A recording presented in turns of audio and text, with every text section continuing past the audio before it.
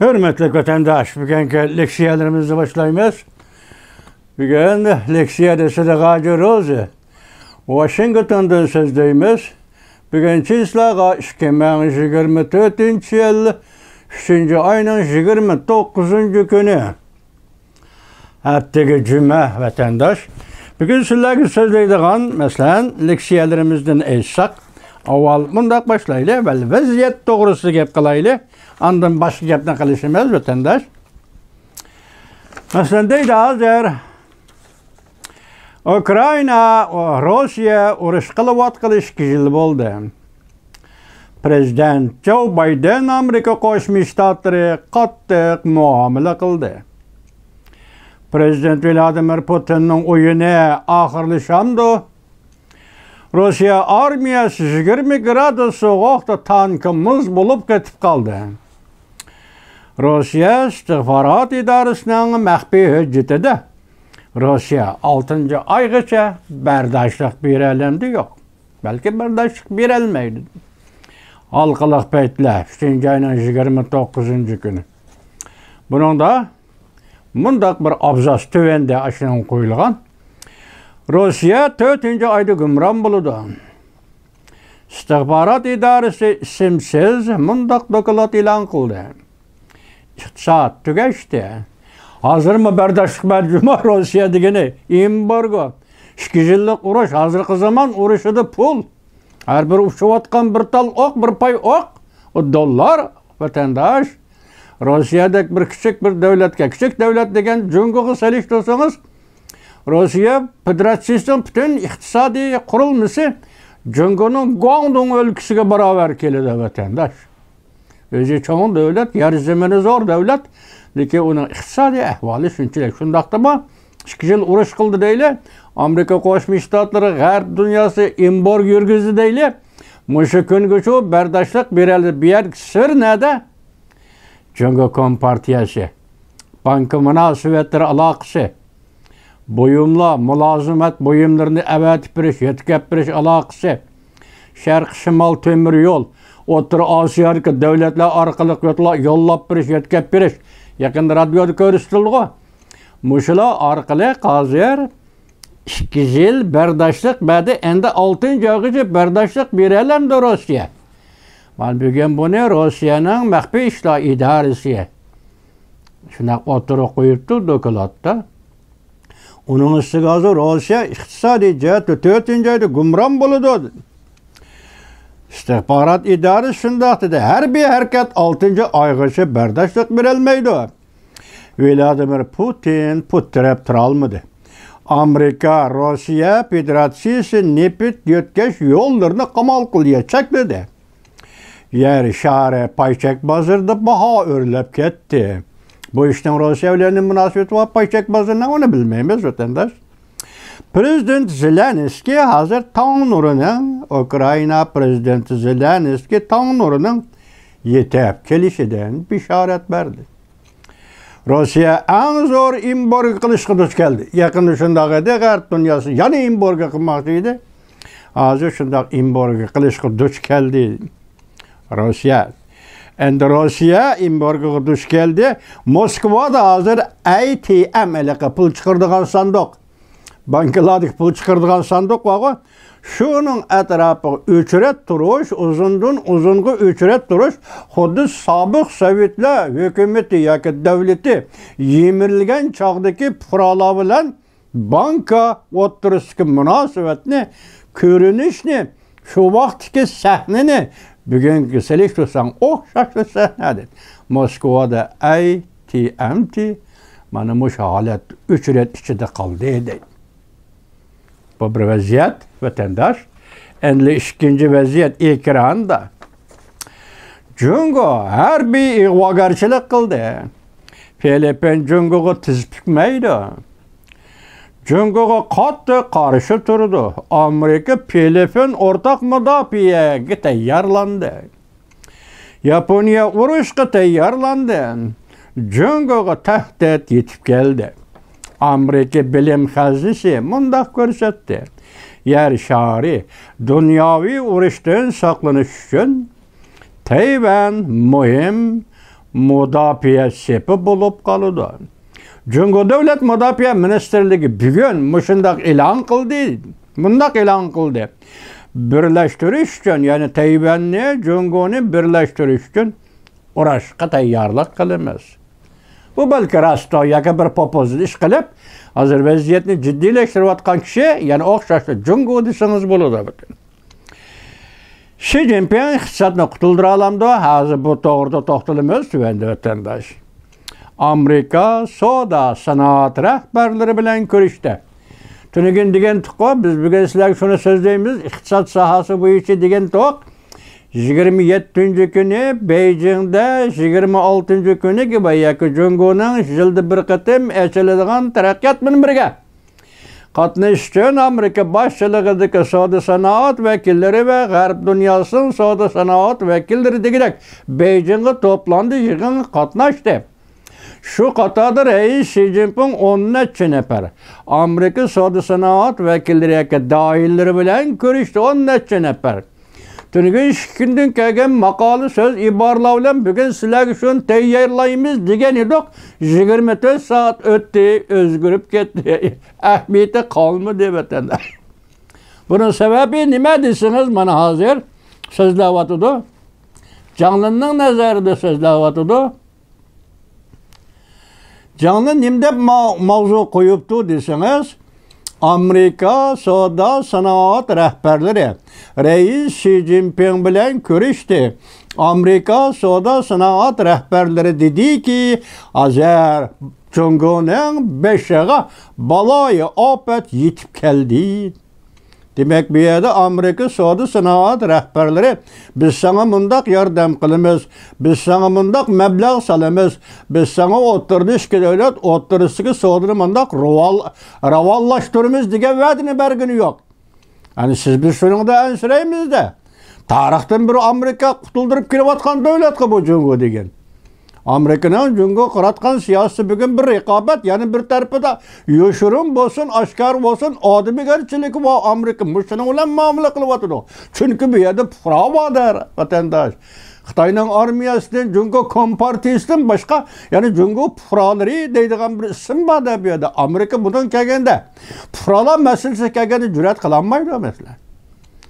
Bu yerda Amerika'nın bir tarafı insonparvarlik, bir tarafı raqobat. Hozir Jungo duch kelayotgan ish mana shu ish bo'lmasa, Amerika savdo vakillari ma'qul Rais Xi Jinping qabul qilsin deyli.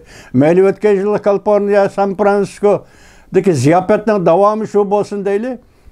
Qabul qildi. Mana bugun Amerika savdo sanoat vakillari nima debdi? Jungoning beshig'i baloyi ofat yetib keldi deydi. Endi yana qo'shimcha mavzuda Jonin so'zlayotdiki, ma ish qarab turing. Tayvan deniz armiyasının kumandanı. İsmini bilmem ya da kumandanı. Azı Xupiyane yaka asta Washington'a kelip Washington'u ziyaret kıldı deydi. Bir de asta degen bu sıfatımız yaraşmaydı. Xupiyane desang bulmaydı. Çünkü bu aşkar kaptan Washington'u şunda kıldıydı. Tayvan deniz armiyasının kumandanı Washington'u ziyaret geldi. Bunu canının nazarda bunu çıkarıydı. Hazır devlet atariti endi Jungo'da iqtisodni qutuldurishga atlandı. Bunun rolü nima, yolu nima? Pul besip tarqitish. Renminbini zavodda besip tarqitish. Hazır tövendikilimiz bunun bir demdeyken Yaponiya haberleri. Amerika Jungo'ning elektrik mashinalariga 100% tamojni bejo qo'ydiganligini e'lon qildi.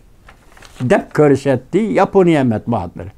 Endi men hozir dedim, 24 soat o'zgarib ketmay sizlarga so'zlaydigan narsaning hozir ahamiyati qolmadi, jonli xulosa chiqarib qo'yibdi. Rais Xi Jinping Amerika savdo sanoat vakillari doiralarini qabul qildi 10 necha nafar. Ularning chiqargan xulosasi Jungoning beshig'i baloyi ofat yetib keldi debdi. Bu tamam, musharas. Çünkü iqtisod sohasida so'zlayapti hozir. Bu gapni Amerikaning iqtisod vakillari, shirkat savdo vakillari so'zlayapti. Hali siyosiy odamlar emas. Mushlar so'zlayapti. Bundan bu undaqmi deb savol qo'yish ketmaydi. Demak, bugun Jungoning beshig'i baloyi ofat yetib keldi. yetip keldi. Mana bunu görüp ettikmi vatandaşım? Ha, endilikdiki deydiganimiz sizge. Vatandaş endi Xi Jinping mavzumunda Xi Jinping knopkani bastı. Bir meydan misli ko'rilmagan branchapga yetib keldi. Mana Amerika savdo vakillarining so'zi bilan bu yozma shaklda xabarning mavzusidagi bu mavzu ikkisi bir yerdan chiqyapti. Janonlar degani bilan bu yozma shakl ikkisi bir yerdan chiqyapti. Mesela başta demedik, devlet eteredi yoki devlet kurulması pul besip, tarqitib, Jungo iqtisodini qutuldurmoqchi bo'ldi deydi. Buni bu xabarda hozir baloyi ofat debdi. Amerikaning savdo vakillari umigi yuqorqidagi baloyi ofat Jungoning beshiga keldi deydi. Endi mavzuni ko'rdingizmi? Rais Xi Jinping knopkani bosdi. Bir meydan misli ko'rilmagan branchapga yetib keldi. Mana. Baloyi ofat branchapga. Mavzuli xabar 3-ayning 29-kuni Vanvet orbitida e'lon qilindi. Xabar bunday boshlandi. 3-ayning 27-kuni Jungo paychak bozorda har bir payning bahosi biraqli tushib ketdi. Bu ketdimi? Masalan, Shanxayda 3000 nuqtada tushib ketdi. Endi shunday vaqtda Rais Xi Jinping e'lon qilgan bir berishor kitobcha bor ekan. Bu kitobchada pul muomala xizmat to'g'risida bayon degan bir maqola. Rais Xi Jinpingning maqolasi var ekan, shu maqolada Rais Xi Jinping Markaziy Xalq bankisiga talab qo'yibdi. Sen zayum setib, zayum elib, zayum tarqitib, mushuning bilan shug'ullanishing kerak debdi. Shuning bilan 20 yilga to'xtab turgan. Jungoning Markaziy bankisi endi zayum tarqitishga boshlabdi. Buni qaysi vaqt o'qishlayli vatandosh? Meyli to'g'ri bo'lsin, xato bo'lsin, lekin to'g'ri gap qilyapti bu ish. Hozir Jungoning Markaziy bankisi zayum tarqitishga boshladi. Rais Xi Jinping pul muomala sohasida berishorchisida Xalq bankisining shundoq qilishini talab qildi.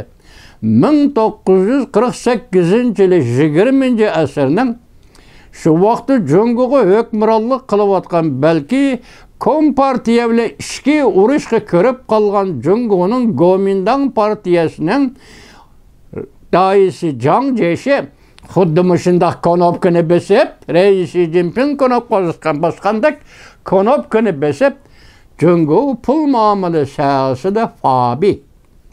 Yani altın dollar. Bu altın dollar degani nima ekanligini bilmayman men.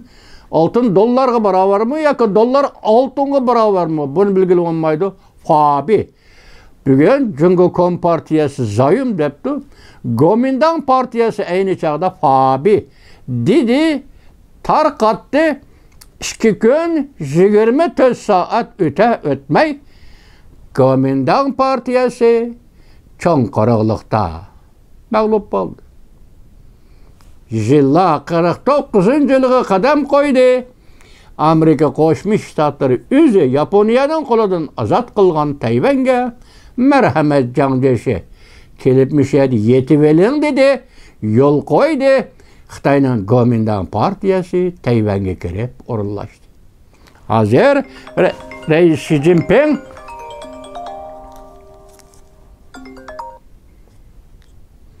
Alo. Sılgacı. Ha.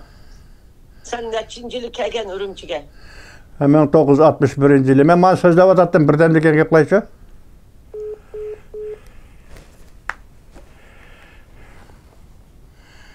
Ya Allah. Ne geldi mi? Kuomintang partiyası Tayvan'a kirip orullaştı.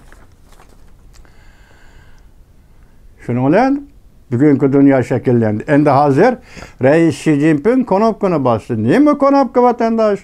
Pulni besib chiqaring. Renminbini zavodda besib chiqaring. Endi maqolada qandaq deyildi hozir? Tahlilchilar bundaq hisobladi. Jungoning iqtisodining og'ir vaziyati ayni kayniga qaytolmaydi endi. Xi Jinping oxiri bankadan pul qo'yib o'tish tartiblarining knopkasini bosdi.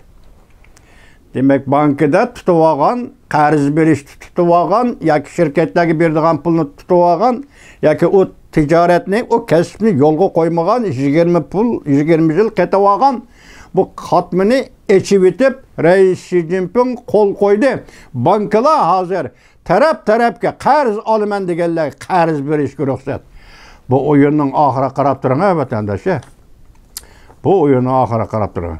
Endi bu ish nimani keltirib chiqardi? Pul pahalılığını keltirib chiqardi. Bu endili başlandı, hazırlı başlandı dedi.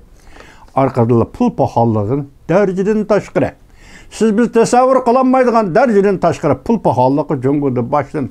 Arlıqda men jojin sizlarga neme deganligini aytib berdim-ku. Vaziyetni endiki növbet xalq pulining pahallashishi, kursining tushib ketishiga yetib keladi degani yoki bir hafta burun bugun mana keldi. Mecbur bo'ldi Reis Xi Jinping knopkani bosishga chora yo'q.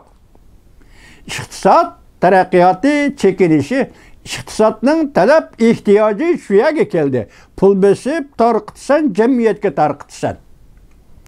Bankına qo'yib etsam, pul chiqadi jamiyatga. Endi bu pul qayerga bordi? Eg'ir masala mayadi ekan vatandosh. Bankadan qarz bergan pul qayerga bordi ekan? Biz hozir sizga hozir nima deb so'zlab keldik? Bazarlar taqilib ketdi Shanxayda.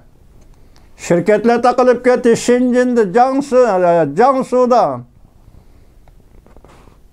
Şirketler takılıp gitti 3 derya Diltisi'da. İmaret gumran buldu. İmaret ticaretçileri toxtab kaldı. Sement zavod, pulat tümür toxtab kaldı. Hoş. Endi bu pul qayerga bardi o vatandaş? Hazır muşunda körüstü çakırıp durun ha. Bugünküçe Beijing ve Merkezi Banka toxtavsız pul besip çıkardı. Lekin yani ehtiyat qilib kelgan edi. Lekin Markaziy bank hozirgacha 1 tiyinlik zayım setish, zayım elish bilan shug'ullanmagan edi deydi. Lekin bu ish oxiri cho'qim yuz berdi. Mana buga yuz berdi. Gomindanning davri fabi setish, fabi tarqitish. Kompartiyaning davri zayım setish, zayım tarqitish. 1948 hozirgacha qancha bo'ldi? 70 yil. Mana shuning top-to'g'ri shu vaqt keldi vatandosh. Ahırı çeki yetti, bugün bu işte başladı deydiler. Maliye statistika qazlığı bunda ko'rsatdi. 600 milyon xalqning aylık kirimi 1000 yuanga yetmeydi. Bu ölüp ketken Li Keqiangning so'ziydi. 600 milyon Cumhurlikning aylık kirimi, öyle kirdigan kirimi 1000 yuanga yetmeydi.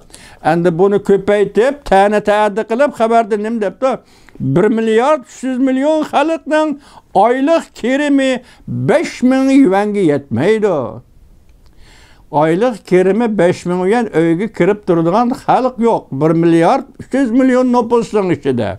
Shundami yetmeydi. Her bir kishining qo'lida pul bo'lsa,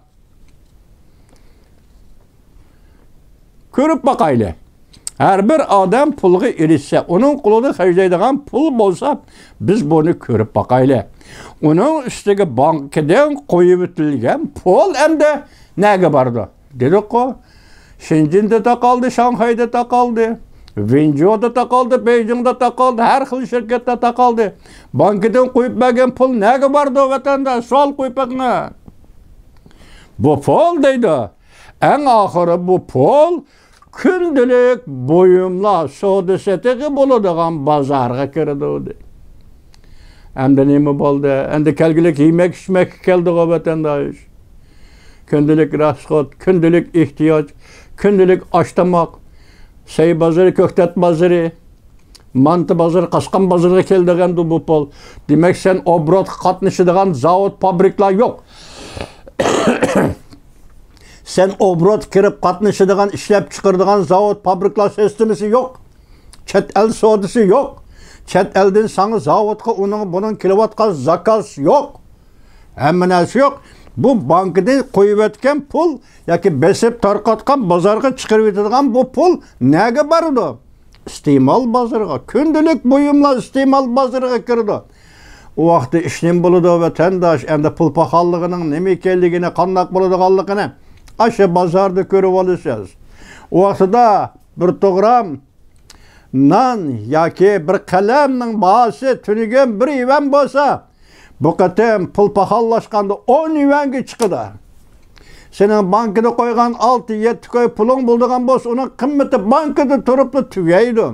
Qog'oz pul, Jungo Xalq Bankisi mavzuning surati tushirilgan qog'oz pul 2024-yili Jangdeshi Gomindangning surati tushirilgan Fabi 1948-yili Jungo Gomindangni va uning doisi Jangdeshini mag'lub qilib Tayvanga avatgan Fabi bugun Reis Xi Jinping Jungnanxay hokimiyatini mag'lub qilib bu pul, bu zayom, bu bankadan qo'yib o'tilgan pul, bu bankadan chiqib pahallaşgan pul, Jungo Kompartiyasi siyosiy hokimiyatini nega elib bordi vatandoshim? İran'a, Tehran'a mı? Rusya Federatsiyasi Moskvaga mı? Hanondaki nega bordi? Jungoning do'stlari shular va shu yerga bormoqdan boshqa yo'l yo'q. Uningdagi nega bordi? Mana bu bugungi sizlarga so'zlaymiz degan Jungo iqtisodining haqiqiy ahvoli vatandoshi. Jungo iqtisodi mana shu kunda degan gap. Uning ustiga 27-kuni Amerika Qo'shma Shtatlarining 10 nafar savdo sanoat vakillari umigining a'zolari bilan ko'rishib, Reis Xi Jinping 29-yili 2 kundan keyin Reis Xi Jinping bu yoqda ko'rishib, Davlat amolligi ministerligi u yoqda video film qo'yib berib, bütün memleket xalqqa chaqimchilik qilinglar, telefonni qo'lingizga elinglar, jasuslik faoliyatini nazorat qilinglar, istixborot hikoyalarini ham chet elda ham vatanda boshlanglar. Bunda qilmasanglar bo'lmaydi. Sizlar Anshontinga yordam qilinglar. Masalan, Uyg'ur tilida istixborot hikoyalarini ko'proq so'zlanglar. Hamisha kelganda bir so'zni qistirib qo'y, radioda tunigun ko'rdim vatandosh, Uyg'uristonda hozir qonun bilan boshqarishni ta'kidlabdi. Hong Kongda tunigun davlat bexatarligi qonunni e'lon qildi. Bugun mustamlika Uyg'uristonda qonun bilan boshqarishni, ya'ni buning ma'nosi yana bostirishni ta'kidlabdi. Hong Kongda qonun e'lon qilindi. Hozir Hong Kongda qo'l qilish, hatto Hong Kongga chet eldan kirayotgan odamlarni ash jinoyatga to'g'rilab turib qo'lga ilish. Tushundingizmi? Yana bir qonun e'lon qilinib, ataga siz ko'rsangiz bu qonunni har birimizning yurgitlaydi. Vatandoshim bu qonunni bu e'lon qildigan qonunda Jungo Kompartiyasi Junguluq deb qaralgan har qanday grajdanlar, hatto chet elga chiqib siyosiy panohlik tilaganlarmi shuning ichida bularning hammasiga shu tuziladigan qonuni bo'yicha muomala qiladigan bo'pti Jungo Kompartiyasi. Daha bu qonun tuzilmadi, tuzilib yo'lga qo'yilganda Xudo xolis sizlar bilan yana so'zlashimiz vatandoshim. Mana bu ishlar bugün ishlar mana shunday ishlar. Anda qil ustida turayotgan bir munosabat Amerika Jungo munosabatida Filipin masalasi hozir kun tartibga tushdi vatandosh. Amerika Qo'shma Shtatlari ham ifoda bildirdi, ham Marcos dedi bugungi Chinni xonim Tayvanlik hozir Chinni xonimning so'zi bo'yicha aytganda yozganman, nadi bu? Qarab turing vatandosh.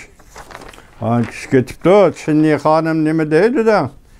Amerika Jungo munosabatida eng zo'r xatar mavzuli xabar. Bu Amerika ovozda berdi, uni da Filipinni ko'rishdi. Filipin bilan Jungoning munosabati dengiz Rin Aychovdagi talash-tortishlar, Amerikaning madad berishi, Amerika Qo'shma Shtatlari bilan Filipin o'rtasidagi harbiy ishlar bo'yicha davlat mudofaasi, mushlarning hammasi eg'izg'ilib bugun yana nima deydi?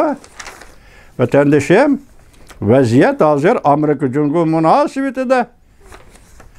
munosabatidagi eng muhim masala Filipin bilan Jungoning munosabati. Endi bu munosabatga qanday muomala qilasiz? Yoki Jungo siz qanday muomala qilasiz? Qana qarang. Jungo harbiy ig'vogarchilik qildi. Filipin Jungoga tez fikmaydi. Jungoga qattiq qarshi turdi. Amerika Filipin o'rtaq mudofaaga tayyorlandi. Yaponiya urushga tayyorlandi. Boshda o'qidik-ku. Mana shuni qayt esingizga solib qo'yay vatandosh. Demak, Filipin dengizida Amerika Filipin munosabati.